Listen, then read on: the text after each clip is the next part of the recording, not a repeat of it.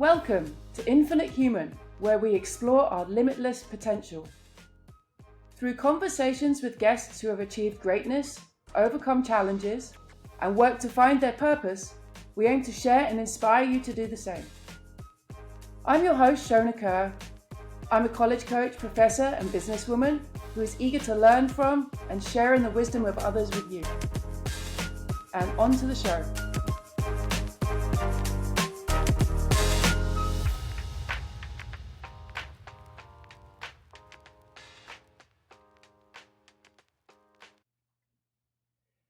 Your life can change in a second. When it does, the real question becomes, who will you serve and what's still possible?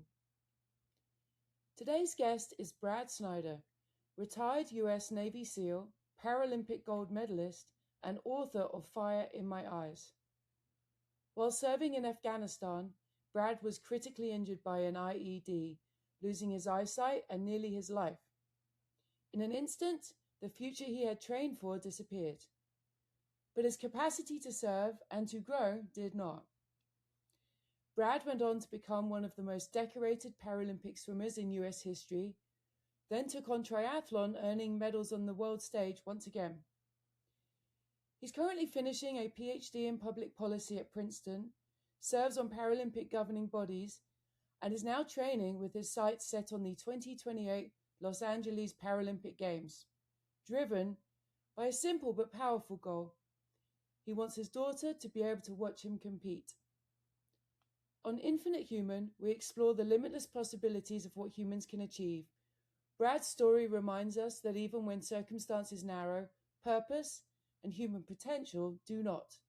I am honored to welcome Brad Snyder. Welcome, Brad Snyder. I am absolutely thrilled that you're here and incredibly grateful you're spending some time with us. So glad to be here. Thank you so much for the time today. And of course, your patience in scheduling. It was a bit of a journey to get us together, but we're here. 1,000% worth it. I know it. And I can't wait to dig in here. Brad, give us a little overview of where it started. Where did you grow up? Where were you born? What were the early days? I grew up predominantly in Florida. And around the age of 11, I was the oldest of four, and I was a very active kid, which is a good thing and a bad thing. It's a good thing in many ways, but it's a bad thing when you kind of don't have anything to vector that energy into. So I think I was annoying my parents, and I think they said, we need to get him into some kind of sport to kind of vector that energy in some direction. And being in Florida and having the background of my family, my dad was a swimmer. My grandma on my dad's side was a state champion swimmer back in her heyday. So swimming was a natural pick within, I tried out when I was 11. I thought when I showed up at the swimming pool that I already knew how to swim really well. We were definitely beach people. My dad taught me how to body surf when I was really little. So I felt like I really know how to swim really well, and got to the pool, and I did my tryout and was instantly blown away at how A, bad I was, and B, how graceful competitive swimming really was. And what I was just really impressed by the level of technique and the level of, finesse that a lot of swimmers had. And I definitely didn't have any of those things, and had to immediately start working really, really hard to kind of get into the sport. But I think what really brought me in that first couple of weeks was not only just kind of being so bad at it and being humbled in that way, but seeing a reward for your effort. So, after just a couple weeks of practice, I wasn't the worst kid, and I could do my strokes better, and I could keep up in the practice. I could do the whole practice. I could jump off the blocks. And as I put in the time, I started to see, I'd get better and better and better and better. I think I fell in love with that idea of, if you work hard, there's an output, and you can keep going in that way. And I just really got sucked into the sport. So swimming really became a huge part of my life at that point. Also, taking 2 steps back, 3 out of 4 of my grandparents all served in the Navy specifically. And so as I'm growing up, kind of getting into swimming, I'm constantly hearing stories about my grandparents in and around the Navy, and both in the World War II timeframe as well as the post-war world. And I think all of that kind of mixed together into me kind of knowing that being an athlete was core to who I am, and service was core to who I was. And that eventually led me to compete Division I at the Naval Academy. I graduated academies as you're guaranteed a job immediately after you graduate college. So I had 4 great years of swimming in college, got a degree in naval architecture, and then kind of got blasted out of a cannon into my Navy career right out of the academy in 2006.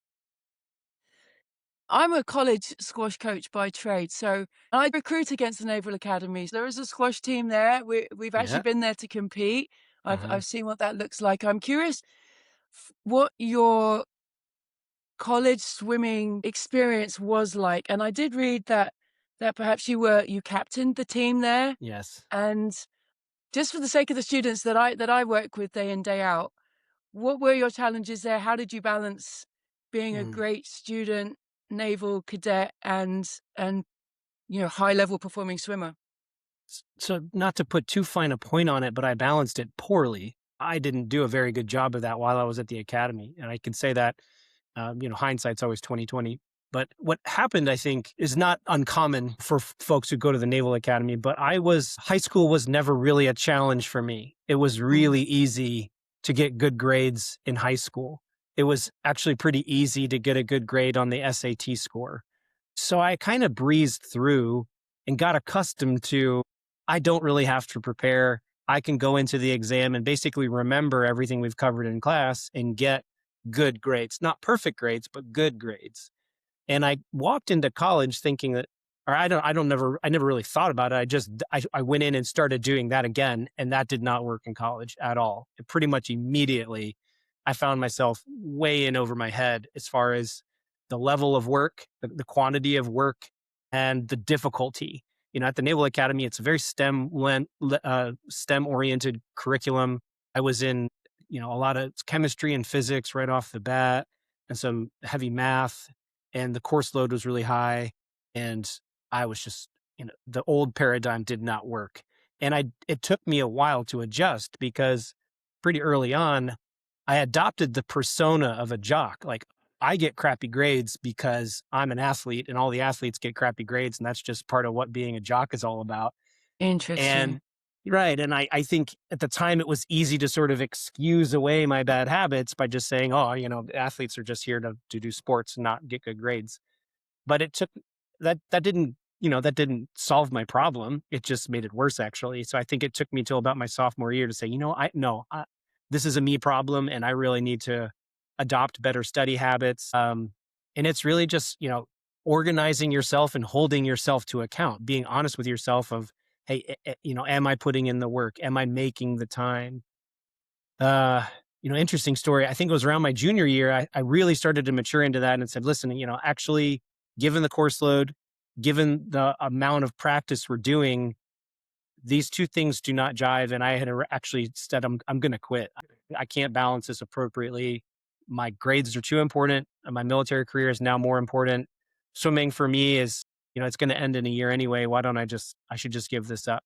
So I went into my coach's office to quit, actually.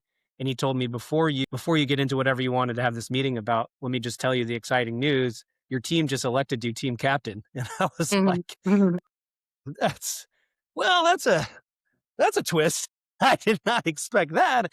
And now, like, he's like, what do you want to talk about? I'm like, well, no, that the paradigm has shifted. Like, I can't quit on the team that wants me to lead. So now the meaning of athletics took on a different meaning. And I just had to say, I'm going to really double down on the work and the organization standpoint. But anyway, the long answer to your question of, I did it poorly for a while, and college was a journey for me in maturing, establishing a sense of ownership over my habits, and saying, hey, this is actually a me problem. And there is a way to organize myself in a way that I can keep these things balanced. I ended up, I ended up graduating just fine. I didn't graduate with honors by any stretch, but I definitely improved upon where I was my freshman year. And that by the time I left the academy, I had adopted I'm not a jock. I'm not dumb. I'm not a bad student. I just needed to utilize different methods. And I'm happy to say in grad school, completely 180 out. I've gotten almost perfect marks in my grad school. And that has validated the idea that I'm not a bad student, nor am I dumb. I just need to apply the right methods. I love that. I love the journey and the maturation, and that's the point of it, I think. Exactly. Were you deployed right away?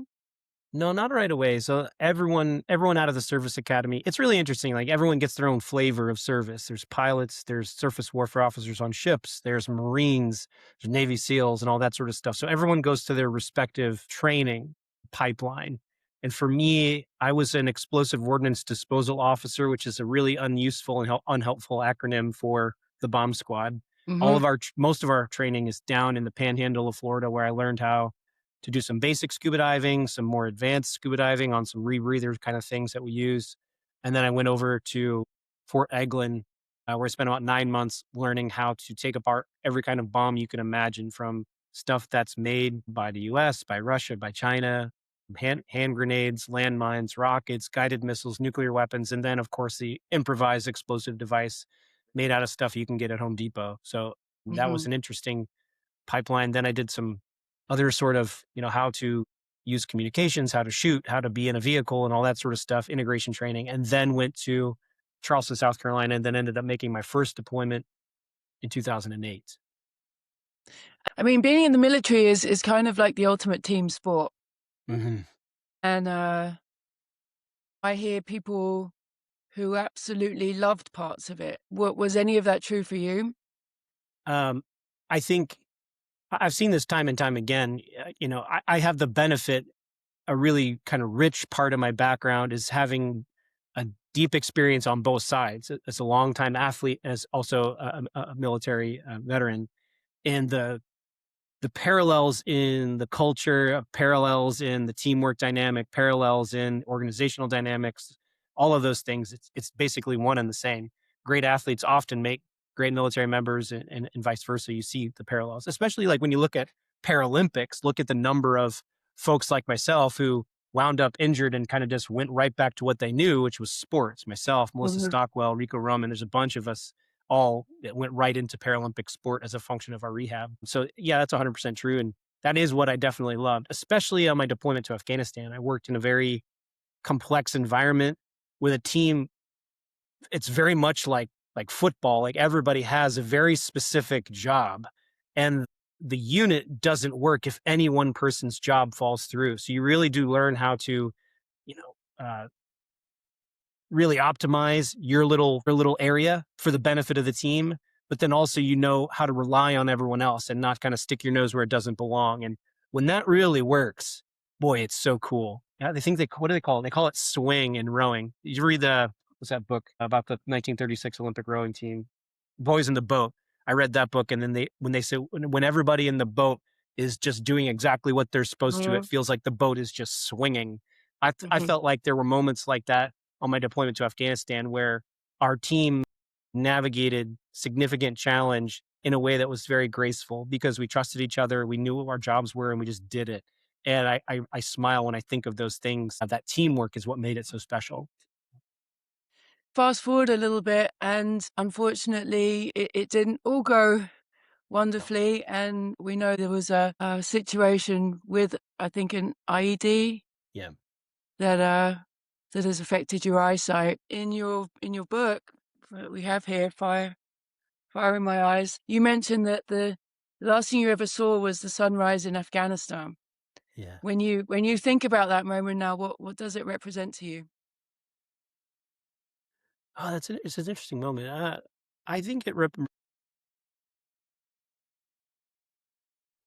I liked it incorporated that visual in it because the whole beginning part was meant to juxtapose what is actually one of the most beautiful things I've ever seen and one of the most like violent and dangerous things I've ever seen. In that valley in Afghanistan, the mountains are beautiful, and it's one of those places where there's not a lot of city lights. So when you look up at the sky, it's just ablaze with stars, and then when the sun comes out, it's that beautiful ripples and rays of yellow and orange and pink and blue and purple. And it's just kind of like a painter couldn't paint a more beautiful thing. And so that's what I see that morning before everything goes dark. And it went dark because it's a violent place and there's literally bombs buried in the ground like everywhere. And it's just a really kind of sad reality. But I hoped to kind of put a note of optimism in there that beauty can be found in one of the most dangerous places, and I guess the same is true. Danger can be found in the most beautiful places. But that was kind of, to me, that was the irony of that moment. It's like that just, what is it? A couple hours earlier, I saw the most beautiful thing I had ever seen in my life, and then a couple hours later, I didn't see anything for the rest of my life. I think Yeah, there's an powerful. interesting juxtaposition there. Yeah.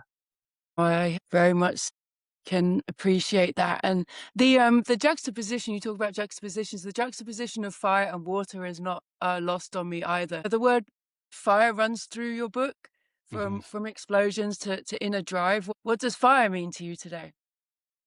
Yeah, that is a really deep insight. Um, you know, I think fire is one of those. It's utilized quite a bit in like Stoic philosophy. Marcus Aurelius talks about it a lot. I like it. Kind of, it applies in a lot of different ways. To me, I think what I like about the notion of fire is that fire is really powerful. Um, it fires like hard to explain. It's constantly beautiful. It's really interesting. It's always moving. But what I really like about it is that it requires careful attention and nurture. Like if you try to start a fire without the tools, it's almost impossible. And then once you get it going, it's a very beautiful and violent and powerful thing, but it's very fragile. If the wind gusts, it can take it out. If you don't give it the right fuel, it can blow out. So you kind of need to pay attention to it. So I think, this idea that we all have fire inside, this passion, this drive, that's a part of it, but it has to be nurtured, and it's always new.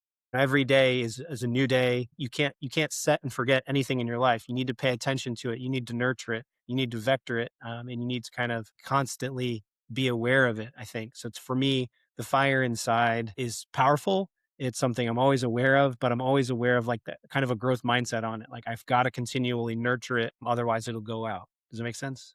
Oh, absolutely. Yeah, I think it's a wonderful way to think about it and something I'm going to take. I love that. Now you're confronted with a whole new reality hmm that, and in some of the worst situations come some of the deepest revelations. I'm curious to understand how you were able to deal with the trauma of that, re-piece an identity, the time it took to find a new you, because I think we haven't all gone through the same or will go through the same experience as you, but others will have hmm analogous tragedies or even just very challenging life situations. And I am a firm believer that that's when something new and special can grow if given the opportunity. Yeah. I would love to hear how you internally and mentally really went through that process. So I think it was a two-step process, and I was very lucky to have the opportunity to go into Paralympic sport because two things happened. One, when I was first in the hospital, I sort of hit really hard the dynamic of disability. That word got thrown around a lot. I'm going to be blind for the rest of my life. People are talking about social security disability, and I'm going to have to get out of the military. And there are a lot of people were like, really, people were crying about it. And I I felt this thing and didn't like it and didn't want it at all, and I wanted just desperately to break away from that as quickly as possible. I don't want anyone to pity me. I don't want to be a victim. I don't want a handout. I just want an opportunity to succeed. I don't want to be put in this box that carries with it a bunch of schema. Disability, I think worldwide and especially in the US, carries with it this a set of unhealthy schema. You see somebody in a wheelchair, you see somebody who's blind, you see somebody with an ailment, you immediately kind of snap to, I want to pity that person. They obviously need help. They're not particularly useful, so on and so forth. There's no place for them. All these sorts of things are wrapped around the concept of disability. I didn't want any of that. I wanted to break Mhm. away from that as quickly as possible. And I got lucky that Paralympics more or less fell in my lap. Someone offered me the opportunity to compete in adaptive sport. It was only a year out from the Paralympic Games. Based on the athlete that I was and based on the nature of my disability and a handful of other things, I was able to kind of quickly get into the world rankings, the national team, and go on to the Paralympics. And that was incredible. And I was able to kind of break out of that box. But the second step of this whole thing was I never really wrestled with the big things you're getting at, the identity, the trauma. the pivot, the what am I now kind of thing. I never really did any of that in the first year. It looked like I did because I started Hmm. to succeed, but I hadn't. I had just kind of jumped into something else. And I jumped into swimming and I jumped into preparation. I think the good part of that was it gave me the space. It gave me space and it gave me confidence. It allowed me to step away from the box of disability and say, no, I can succeed and I can be a leader and I still can be much of what I was before. But a lot of that came crashing down after the games. And I went home and I started struggling with the basics like washing dishes and finding my way around. And I wasn't So this sure. was after the 2012 games? Yes. Yeah, Okay, that so you the won summer gold in especially. 2012 in the Yep. Paralympic Games, which you're humbly not Yeah. saying. And notably the year anniversary of your accident. Yeah, thank you. But Crazy. yeah, like I did gloss over, but it was just a crazy year. Mhm. I remember the first phone call that someone said, "Hey, would you be interested in Paralympics?" My gut reaction was no. I've got all this other stuff I need to do. I need to figure out how to use a computer. I need to figure out how to get into grad school because I figured out I had to go to grad school to get a real job. And I had all these big things I needed to figure out. And Paralympics kind of felt like a hobby. Sports felt like a hobby at that point. And I was like, I don't have time for that. And they said, well, if, are you interested in competing in Paralympics? I said, oh yeah, that sounds nice. And they said, well, if you want to do it, you got to do it now. Cause if you know, in a month, you won't be eligible. I said, all right, well, let's give it a go. And that led to, well, if you go to this meet, then you qualify for the nationals, or I'll go to the nationals. Well, if you do well enough at the nationals, you go to the trials. Well, I'll go to the trials. And that one thing led to another. And before I really caught up with what was happening, I was in London and we're Mhm. racing and I have a chance to win. And if I just kind of swim a great race, I might win. And then I won. And I was like, just kind of Mhm. constantly a little bit on my heels. Like, I can't believe all this is happening. And so then, and that really did change my life. Like all of a sudden, people are asking me to come and speak and there's a Wikipedia page and all this stuff's kind of happened before I really was caught up to it. And so as the dust is settling afterward, I moved to Baltimore with my brother and I have a little bit of time and I'm working my way out of the Navy. I was still in the Navy at this point. All these sorts of things were kind of getting sorted out. And that's where I really started to wrestle with oh my God, like, what am I going to do with my life? Who can I be? How can I date? How can I get a job? Mhm. How can I find a place in here that's relevant, impactful, that's challenging, and so on and so forth. And I had a handful of moments over that probably next 2 years where I felt really low about that, but started to piece it together. And honestly, the through line was always sports. I always had that to do, had that to focus on, had that as my, the way that I do that growth mindset thing. Like, here's what my goal is. Here's what my challenge is. I have to work really hard at this thing to see that growth and work towards something, nurture that fire. um, and I think through that process, it was a long process. I mean, and elements of that process are still being worked out. It's 14 years ago. I Right. still have sensitivities about burdening other people or feeling like I'm having an impact or being authentic and all of those things. It's just like the fire. Like, you always have to nurture those Mhm. things and kind of working that all out. But a lot of it happened after the games. People never really ask, well, what happened after the success? Yeah. Because you get home and there's still laundry. What do you Yeah. do about that? And okay, well, crazy question. How did you approach dating? Kind of all of the ways. I I did nothing for a while, and then I did app stuff for a while. Um I kind of said, let me just see what the universe brings. Or then sometimes I would be aggressive about it, and I kind of put myself out there sometimes. And it worked a little bit here and there, and it didn't work a little bit here and there. I think I had honestly kind of given up for a moment when a kind of a crazy set of events happened. I met a woman on a plane. This is not my wife, but she's a wonderful woman, kind of instant friend on a flight from Vegas back to Baltimore, where I was living. Kind of when you meet someone on a plane, you think like, I'll probably never see this person ever again. So I Mhm. gave her a hug after the flight and never thought I'd see her again. 6 months, 8 months later, I randomly bumped into her at a CrossFit gym down where I had moved in Annapolis. And she runs over and she's like, Brad, it's Amy from the plane. And if I'm honest, at first I didn't remember Amy from the plane. But then I like connected the dots and thought, wow, how cool is that? And when we'd gotten coffee and she had said this at the end of coffee, she's like, "Are you single?" And I thought, I don't even want to say, because, this sort of being set up thing never really works. But I said, yeah. Right. And she said, I've got someone for you. So she introduced me to Sarah. Sarah and I went to coffee in case we didn't like each other. Coffee ended up lasting 3 hours. After coffee, my wife, or my now wife, I spoiled the story. She says, "This is going great, but I have to go to Target to get something. You want to go?" I said, "Sure." And then after Target, she was like, "This is going great, but I have to go to the grocery store. Do you want to go to the grocery store with me?" And I said, "Sure." And it's so like we've kind of been attached at the hip, but like our first date was basically being married, I think, just going to coffee in the grocery store. Oh, that's incredible. And I ask because I actually have a friend who's a blind golf world champion, and his Whoa. journey into he really thought about who he could date Yeah. and what that person would need to bring. And Yeah. so I asked out of curiosity, and you talked about not wanting to be dependent or a burden or Yeah. and I can, he the way he sort of quantified that was he feels that interdependence is critical to the human condition and that we're Mm, all going to be better off if we are interdependent, and that by allowing people to help him, it actually helps them too. So that was his yeah. way to process it. Does any of that resonate with you?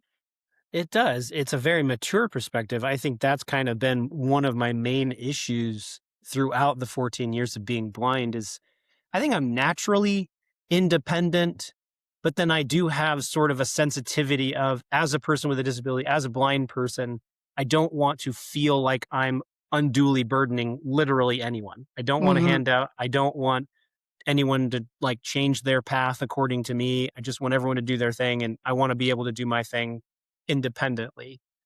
Yep. And in many ways, I think I don't know where that came from, but early on in my blind rehab journey was like I was fierce about I don't want another human helping me with a task. I want to be able to do it independently.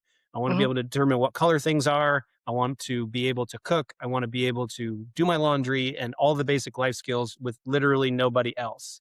I felt like that was the measure of maybe it was like I've gotten back to my original capability or something along those lines. But I think throughout that journey, you realize like there are just things that you cannot do. And I think that the hardest part of all of that has been being married and having a child.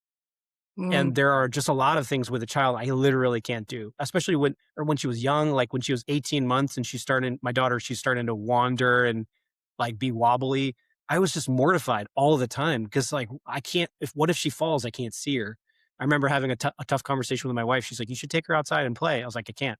Because if she walks away, what if she walks into the wood line and she gets bit by a snake or something? I can't find her. I can't get to her Right. quick enough. And then even if she's hurt, I can't see what's going on. Have to I have to find help. So like I think that's a situation where you have to be honest with what you can and can't do. And maybe this ideal of independence is nice in my mind, but it's not practical. And to be dishonest with that is to put my daughter at risk. So I have to be really cognizant of that, and I have to be very open about that and work out a very productive level of interdependence with my wife, especially as it pertains to the care of my daughter.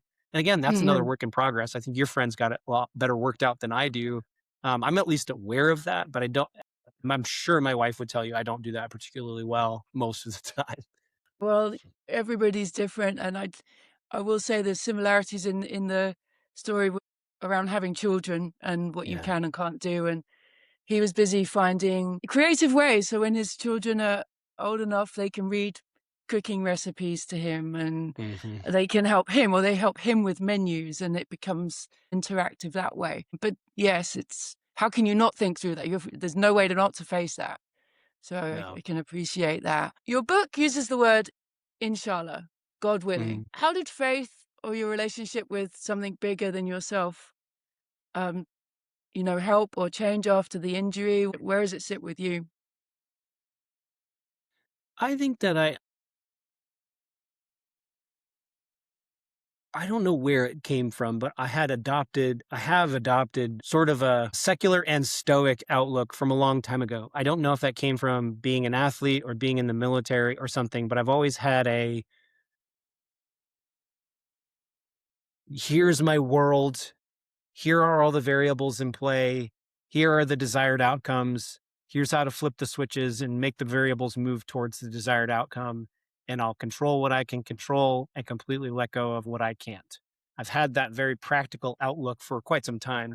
That's definitely not in such an explicit way, the way they train bomb techs. That's how you have to think about navigating a potential explosive. You really do have to think about the complexity of the situation as baked down into a series of variables, and you start to kind of bite away at the problem variable by variable, learning to control what you can control and letting go of the things that you can't. So I've always had that outlook. That said, as you kind of navigate my story or whatever, you talk about inshallah in Iraq and just things that happen that are really so much bigger than you. Going back to that image of the juxtaposition of the mountains of Afghanistan and that sunrise, and then to be blind just a couple hours later. I think that my life has been a constant tension between those two ideals, like a practical, tactical level of here's how I can control my life, but a consistent acknowledgement of, boy, there are just really big things going on.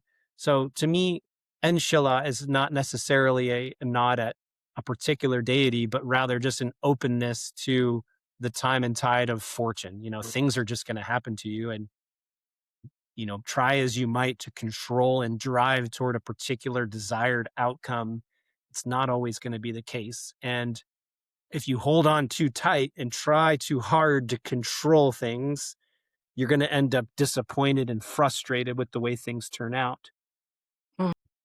So you have to be open to the fact that things like blindness or significant loss are going to happen. But at the same time, if you don't exercise some level of control or ownership over your life, you're basically just afloat with no tether or no rudder.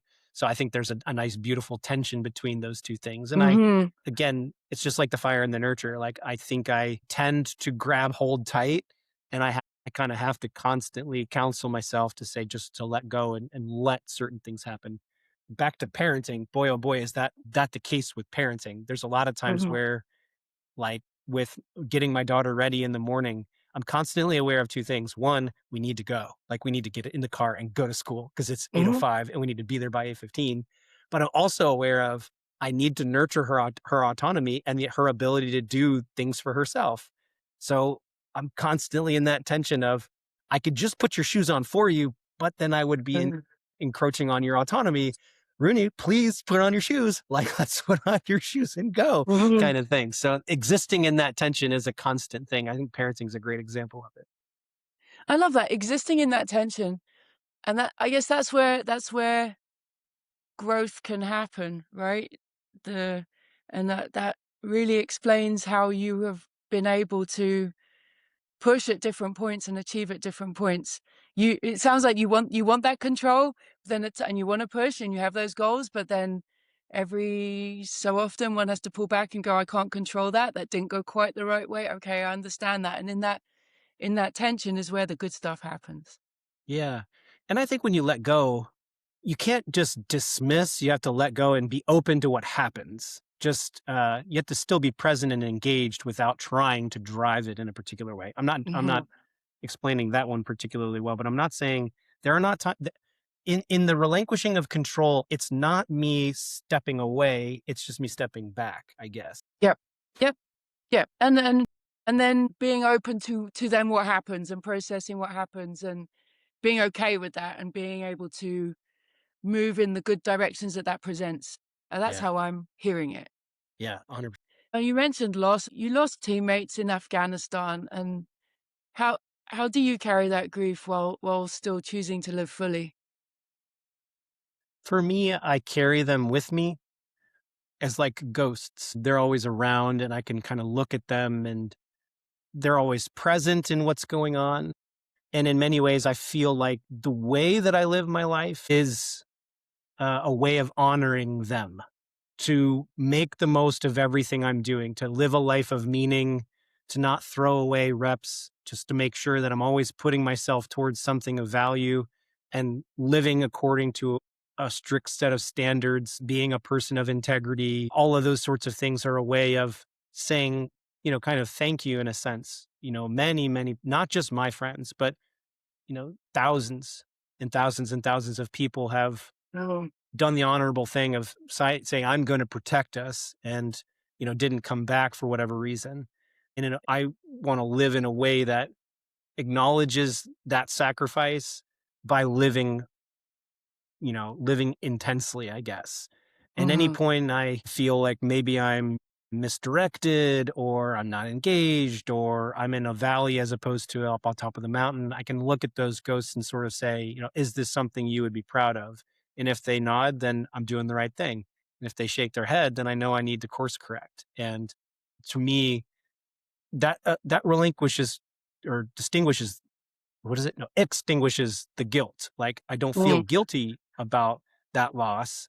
I'm certainly sad about it, but I make up for it, I hope, with living a good life and carrying them with me.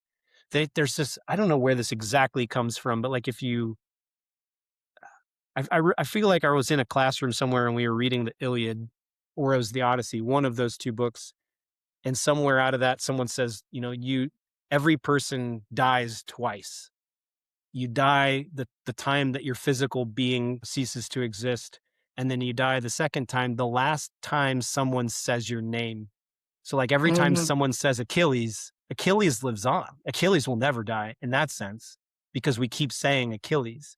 And so I thought that was really impactful. And so to me, like my buddy Tyler will never die so long as I'm alive because I say Tyler all the time. I carry him with me, or my buddy Scotty or Jason or any of those other guys. You keep them alive by remembering them and saying their name. Does it make sense? Absolutely. How powerful to have almost spirit guides in a way. Yes, 100%.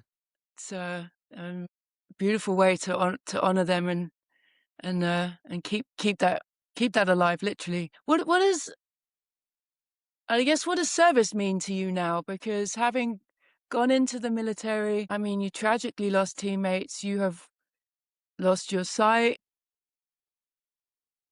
Does it still feel like it was the right move? Are you It's a really interesting question. And I've spent the last like 8 years in and out of grad school trying to make sense of that. okay? Yep. I think at the philosophical level, the virtue level, the who am I level, kind of what is service to me? Service to me is integral to who I am. Go back to the example bestowed upon me by my grandparents and their service and the way we grew up. We grew up knowing that sort of like the most noble thing you can do with your life is help other people in any way. My mom was a nurse. I mean, Yep. just being a nurse is a virtuous thing, caring for other people. That's the way I grew up. And I will never not live my life according to that ideal. The best thing I can do, the good life, is to serve people in a variety of ways. And serving doesn't always be military or nurse, just like being inspirational or leading people or making the world a better place, serving people food, donating money, like all those sorts of good things. Putting other people above yourself to me is service. And that's who I'll always be. And I have zero regret about any of that. And I feel very proud of my military service. I feel very proud of the time I spent in Iraq and Afghanistan and the things we did, and no iota of regret about any of those sorts of things. And I said this in the beginning, I wouldn't take any of it back. I knew when I went into that field that harm was a potential reality that I would face. And I'm okay with that. And I'm okay with that after the fact. And I was okay with it then. So all of that's good. I've a lot of outstanding questions about foreign policy. When we make these big decisions about intervention in Iraq or counterterrorism operations abroad or in South America or vis-a-vis China or Russia or vis-a-vis Iran and all of these sorts of things. I think for most of the time that I was in the service, I didn't think about that stuff at all. I really saw my job as service is noble, military service is noble, and part of being a part of the military is saying yes, sir, and no, sir. And if I'm sent to Iraq, I'm sent to Iraq, and I do my job and I do a good job, and that's noble. it's after the fact you start to ask these questions of like what it's all worth. And when people like Tyler or Jason or Scotty don't come back, there is some level of frustration in saying, well, could that have been avoided? And was that the most appropriate thing to do? And was there a worthwhile and justifiable outcome there? And unfortunately, I think in many ways in our generation, a lot of those answers are no. And so I have a lot of concerns about recent history, and I have even more concerns about what's going on right now and how that projects forward. And so that's an element of what I'm really dug into now, is how to make sense of the sacrifices of my generation and how to make sure that's not for nil, that those lessons are learned, and that the way we conduct ourselves as a country, especially as it pertains to foreign policy, accounts for that. Personally, I've got Tyler and Scott and Jason and all of them with me with all of my personal endeavors. I'm sad to say I do not think that those ghosts are informing our current foreign policy. And that's something I'm committed to changing. So talk more about that. I know you have been pursued a PhD at Princeton. And has that been part of it? Has that been the central theme? In many ways, yes. In some ways, no. I'm still literally what I was doing before I came onto this podcast was working on that dissertation. I am in the throes of that goal. I'm ABD, yep, and I am. I would say I'm in the final stretch. I've done all my data collection. I've got good chunks of the whole thing written. I have a lot of it all in my head, and the challenge now is to get it all together in a book length thing that is coherent and is defensible and all of that. So I feel very good about where the project is, but the goal for the year is to get that done and off the table. But it's the core of it is applied ethics, not asking questions of when is it or isn't appropriate to justify use of violent force, but rather how do people think about that when faced with those dilemmas in service? Like in my world, in the global war on terror, there's all kinds of these either fictional or real dilemmas as it pertains to the use of force. Do you send in a drone strike or do you use ground troops? Do you drop a nuclear weapon or do you not drop a nuclear weapon? Do you, that sort of thing. And I'm trying to incorporate or develop showcase a model that explains how just your layperson would think through a situation like that and validate the idea that this seems relatively obvious, but if, in basically all the literature, either philosophical or sociological, we don't think about these things the same way. If you ask 100 people, what would you do in this case? You're going to get a bell curve of thoughts. And my model seeks to validate the idea that there is moral plurality in our society, and that needs to be accounted for in the way we make military decisions. And that the punchline is fighting by a unrestrictive paradigm, meaning we kind of kill a little bit liberally, jeopardizes the force because some element, some contingent of your group are not going to approve of the things that you're doing, whether it's drone strikes or full-on large-scale warfare or whatever else. Does it make sense? Yeah, absolutely. I love the term moral plurality. Yes. It gets caught in the tongue for sure. Sorry, yes, but I'll work on that. But that as a concept. I mean, you could have perfectly upstanding, highly intelligent people, but have 10 different approaches and they all seem valid. Where do you find the right one? Exactly. It makes perfect sense. And I'm just grateful that there's somebody like you that is actually thinking through that. And, hopefully that comes to some better endpoint. Having done it, and you're clearly brilliant, and that will happen, and that'll be maybe 10 years down the line we'll be talking again, and there'll be better ways to make military decisions or any decision. I hope that for the work that you're doing. I certainly hope that too, and I hope that you'll tell my committee that I'm brilliant as well. Absolutely, 100%. That's what I have to prove to them in a matter of 6 months. No problem. I can be persuasive. Let me at it. Thank you. Looking back, what was the first moment you realized that I might actually be okay? I'm going to be okay. What was that moment? It was right away. Yeah. Not immediately. I remember everything up to the blast, and there was a moment where I thought I was dead, and that was a long moment. And that was a moment of all kinds of wandering thoughts about, wow, this has been a great life. And oh, this is what it feels like to die. And I wonder who's going to take me across. And I think it's going to be my grandpa and all that sort of thing.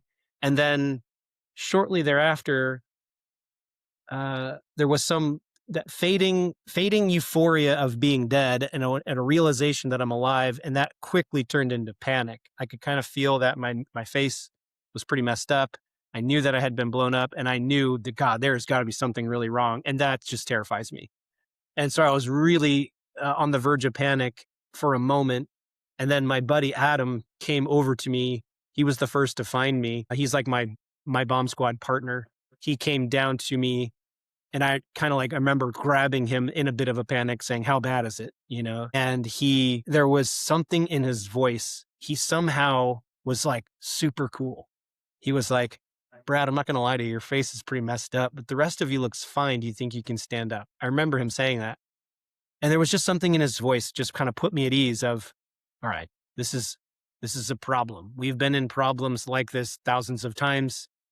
Adam doesn't seem to be flapped about it. I shouldn't be flapped about it either. Let me help. And then there was a recognition too, now I'm kind of in his way. We're used to dealing with problems. I'm used to being the person dealing with the problem and not the problem Not being itself. the problem. Yeah. And I was like, this sucks. I'm the problem. I don't want to be the problem. And then I was able to stand up with Adam's help. And then I remember kind of being like, all right, let me start to kind of grab back ownership of my reality. But that was the moment, was Adam on top of me saying, yeah, I mean, you don't look good, but you're not dead and you're fine and you're going to be fine. That, I think from that moment, I knew I would be some version of fine. Now that version evolved, as we already talked about, but that was the moment for me pretty much right afterward. Wow, incredible. And then, so as if your swimming wasn't hard enough, you 2016, Rio 2016 was your last swimming Olympics.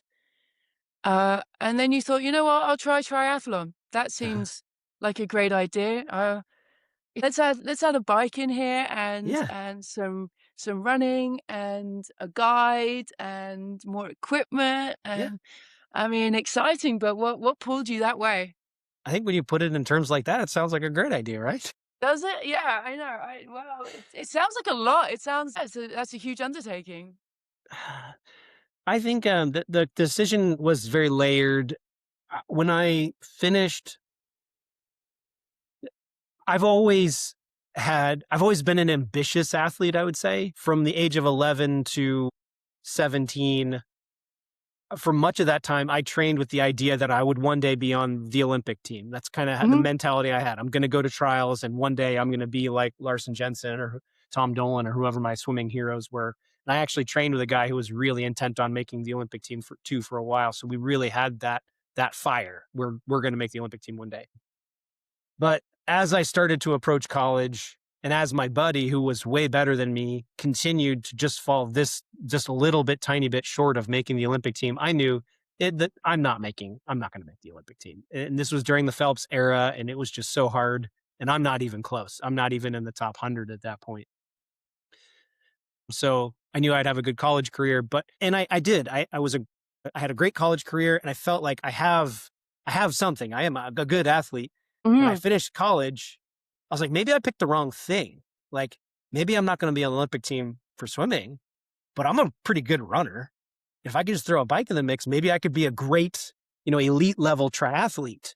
And when I came out of college, after the first couple of years out of college, I thought, actually, what I'm going to be really good at is long distance triathlon, because I have a lot of endurance.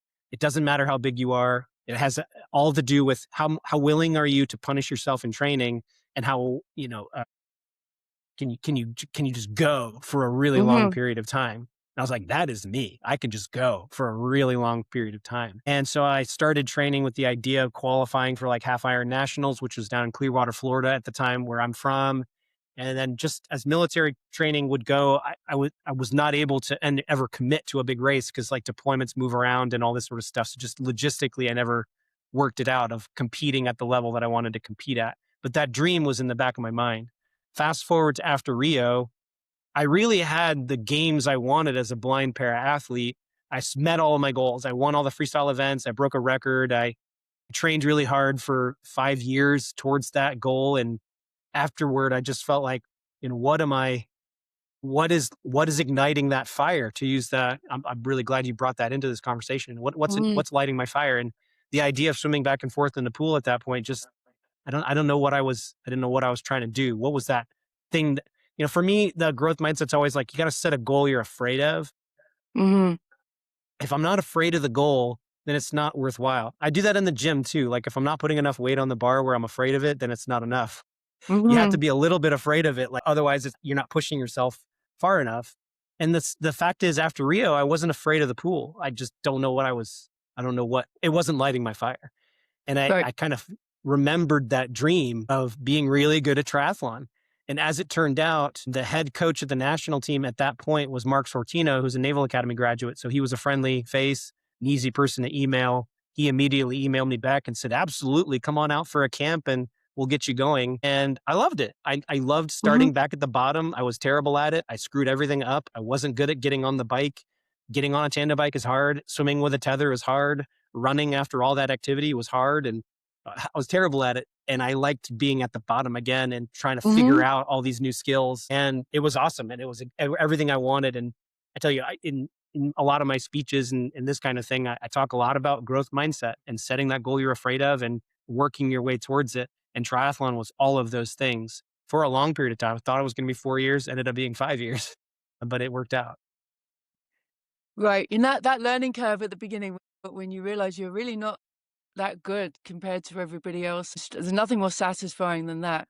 Saying, right, I'm going to get a hold of this and really attack it. And then the learning curve's quick. I mean, it starts quick, but then it's a law of diminishing returns to some degree.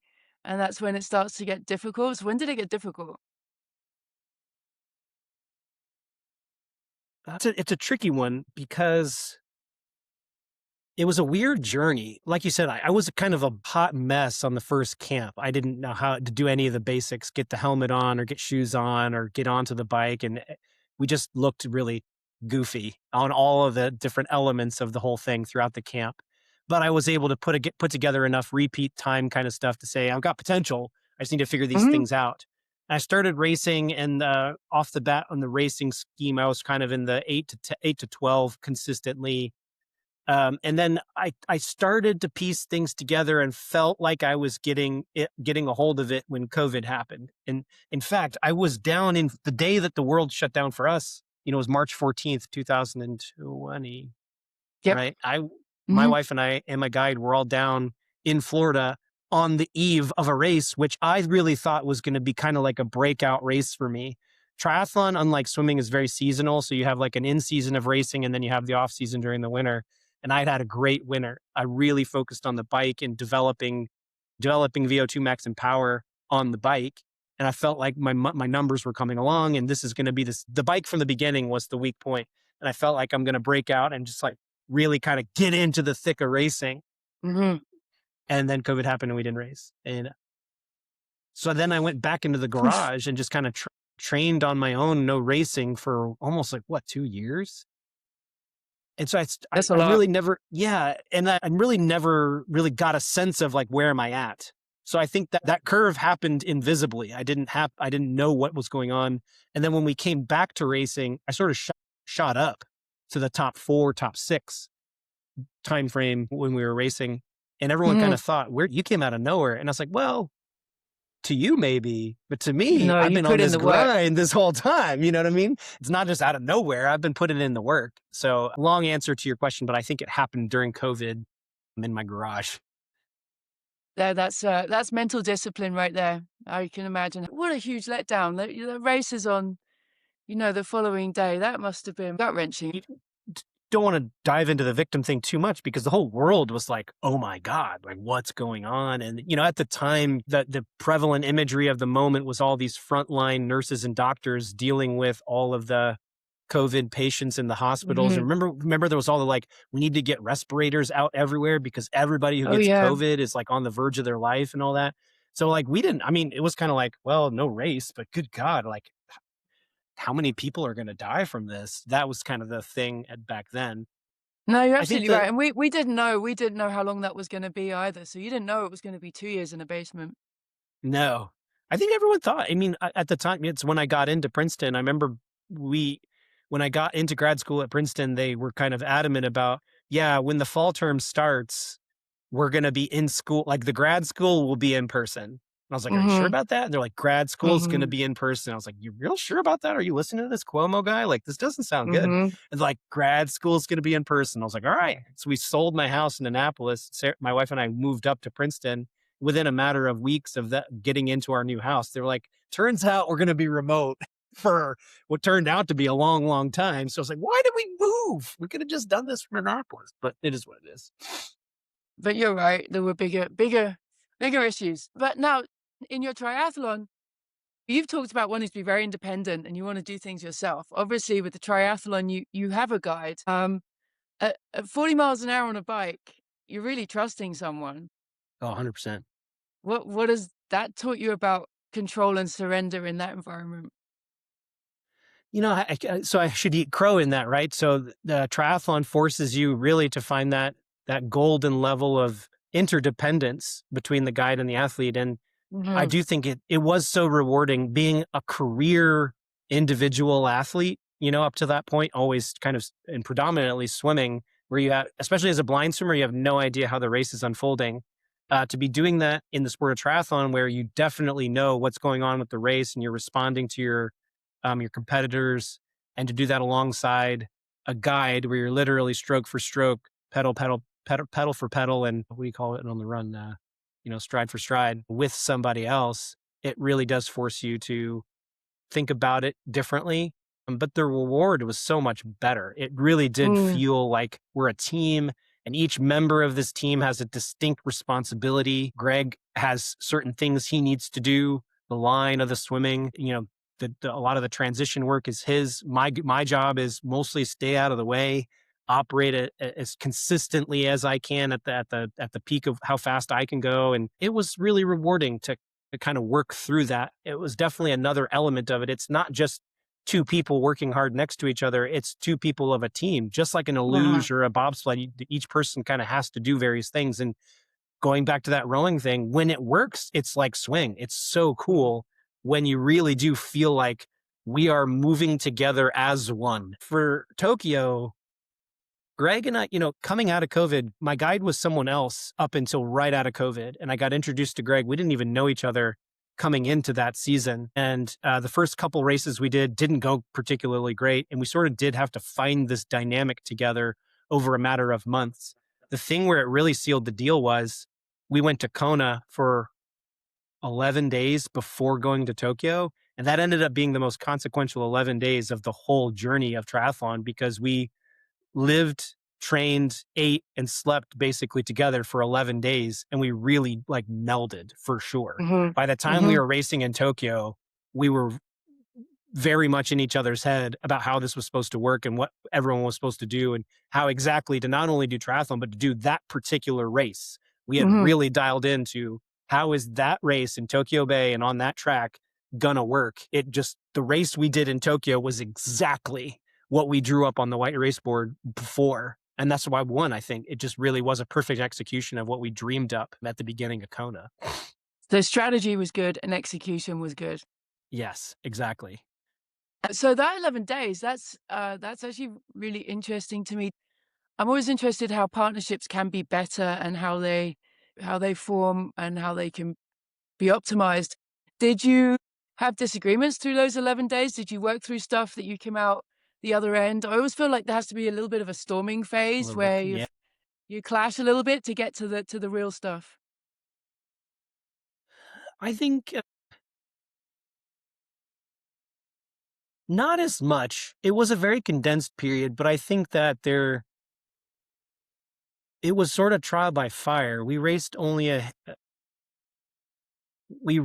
two or three times before the stakes started jumping up, and we screwed up pretty significant things on the race course, both he and I. And I think that to the extent that you're talking about storming, it's different than interpersonal conflict, right? It's not like we disagree on something. It's like someone screwed up, and the person who didn't screw up has to give them the grace, and the person who did screw up has to assert ownership. Like, that was me, and here's how we're going to fix it. And so, like, for instance, our first race together in Leeds, he took a wrong turn and we ended up kind of biffing up.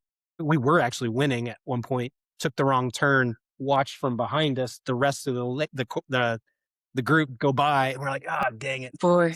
Yeah. So that was a bust on him. I think that was he was trying too hard and didn't do enough prep on the course.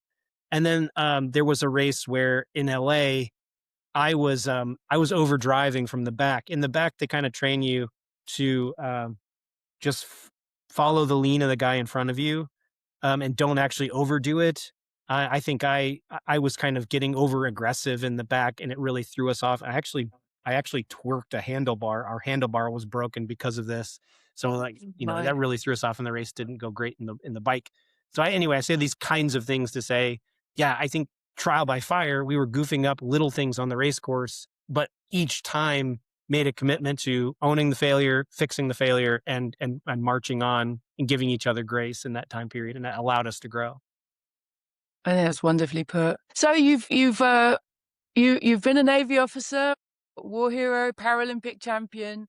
What are you chasing now? Well, we talked about it. That dissertation is first and foremost on my mind. I've been at that now since 2020, so it's 6 years. So I got to get that done. And the other part of it is back to the metaphor you invoked about fire, and that kind of just striving for that balance, existing in that tension. There's always constant demands on my time, whether it's training, sports governance, dissertation, or predominantly my number one focus, my family, being a good husband and being a good dad, and trying to exist in that balance in a way that appropriately nurtures all the things that I care about. Be a good dad, be a good example to my daughter, keep my cool, give her the right guidance, but also give her the right space, all that sort of stuff. So that's my daily challenge. And just like the fire, like, I don't have it figured out, but we're just kind of nurturing it and letting it grow.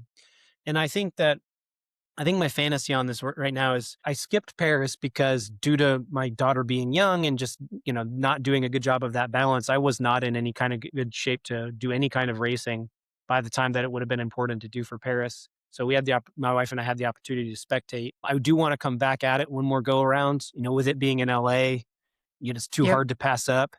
And it's a really elegant kind of opportunity for me as a dad. My daughter will be old enough to, like, really get it. I mean, she kind of gets it now at 4. She'll be almost 8 when the Paralympics happen in LA. I want to race one more time in something, whether it's swimming or triathlon, and be able to do it with her in the crowd and sort of like pass that flame on to her. That'll be this is not me anymore, but now I'm wholly invested in her journey, whether it's music, art, or sports, or whatever she wants to get into. I hope that she just adopts that growth mindset kind of mentality. Let's set a goal you're afraid of and go out and chase it, and constantly seek that growth. My hope is to inspire that in her. Amazing. So if someone listening just lost something, their health, their relationship, their future, what would you want them to hear? I think there's like 2 ways you can always navigate that situation. For me, my experience with that is, in the hospital, learning that I'm going to be blind. And you can start to think about your world as characterized by now what's missing. What will I not be able to do as a blind person? What am I missing out on because I can't see? How am I at a disadvantage relative to everybody else because I can't see? And all those things they exist, but there's an alternative way of looking at everything and say, let me just take for a moment, let me be grateful for a moment for all the things I still have. I still have, at that point, still have my life. I still have my limbs and my heart and my brain and my family and people who love me and opportunities to continue to enjoy the fruits of life and challenge myself and to live a rewarding and meaningful life. I'm grateful for that. And I'm going to take stock in those things and really optimize what I have. And not all loss is that easy. When you lose someone you love, or you have to really rework some part of your identity, you can't just move past that too quickly. But I really do think that there's power in reframing your perspective and taking stock in what you're grateful for, um, and orienting on that, and being thankful for those things and committing to, for me, those I've lost, I make sense of that by honoring them with the way that I live my life. So it's not for nothing. When I talk to Tyler, it's like I'm making use of your sacrifice by living my good life, and there's a solace in that for me. So I think orienting on that gratitude, and then just really committing to, don't waste your time here. We don't know how much time we have, and we don't know why Right. we're here, and we don't know when it's going to end. So you have no reason but to make the most of it. And that doesn't necessarily mean go run a marathon or anything, but it does mean live a life of meaning, commit yourself to other people, be a good person, read books, try to figure out as much of the human experience as you can before your time's up. You know what I mean? And I think in doing so, you live a good life. And then, when all is said and done, how do you want to be remembered? I want to be remembered as someone who was always pushing the boundary, someone who was really glad to be here, someone who wasn't content to sit back and just let it all happen, but rather kind of be in it and push the boundaries, and try to soak up as much of this experience as I can before my time is up. You know what I mean? And I want to do that for myself, but more importantly, I want to inspire other people to push that boundary as well. Don't be complacent. Don't just fall into a rut and just do your time here, but rather make the most of that time. Well, during this show, I've always been a big believer that the ultimate form of existence is helping others and to find that purpose and to find that meaning. So I think we fully agree on that. And I think, you are just an incredible, phenomenal example of what infinite human means to me. The infinite possibilities of what we can do on this planet while we're here. So this has just been such a pleasure. I've thoroughly enjoyed getting to know you a little bit, and I'm blown away with your authenticity and drive. It's inspirational in itself, and I can only imagine the thousands and thousands and thousands of people that you will affect over your time. So thank you.